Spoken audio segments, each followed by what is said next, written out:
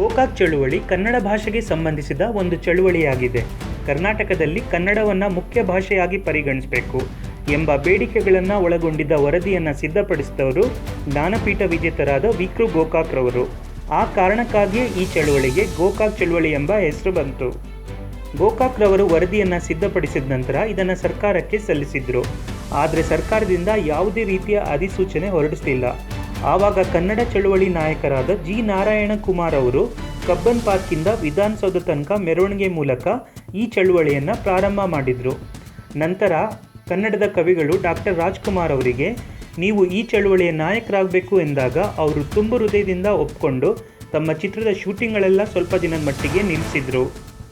Doctor Rajkumar ಅವರು ಚಿತ್ರರಂಗದ ಸಹ ಕಲಾವಿದರ ಜೊತೆಗೆ ಎಲ್ಲ ಜಿಲ್ಲೆಗಳಲ್ಲಿ ಪ್ರವಾಸ ಮಾಡಿ ಗೋಕಾಕ್ ವರದಿ ಜಾರಿಗೆ ಬರಲಿ ಅಂತ ಸರ್ಕಾರಕ್ಕೆ ಆಗ್ರಹಿಸ್ತಿದ್ರು. ಆಗಿನ ಮುಖ್ಯಮಂತ್ರಿಗಳಾಗಿದ್ದ ಆರ್. ಗುಂಡೂರಾವ್ ಅವರು ಈ ಚಳುವಳಿಯ ತೀವ್ರತೆಯನ್ನು ಕಂಡು ಗೋಕಾಕ್ ಸಮಿತಿ ಸಲ್ಲಿಸಿದ್ದ ವರದಿಯನ್ನು ಒಪ್ಪಿಕೊಂಡ್ರು. ಈ ವರದಿ ಪ್ರಕಾರ ಕನ್ನಡ ಭಾಷೆಗೆ ವಿಶೇಷ ಸ್ಥಾನಮಾನಗಳ ಜೊತೆಗೆ ಮೊದಲ ಭಾಷೆಯ ಸ್ಥಾನ ಕೂಡ ಕೊಡಲಾಯಿತು.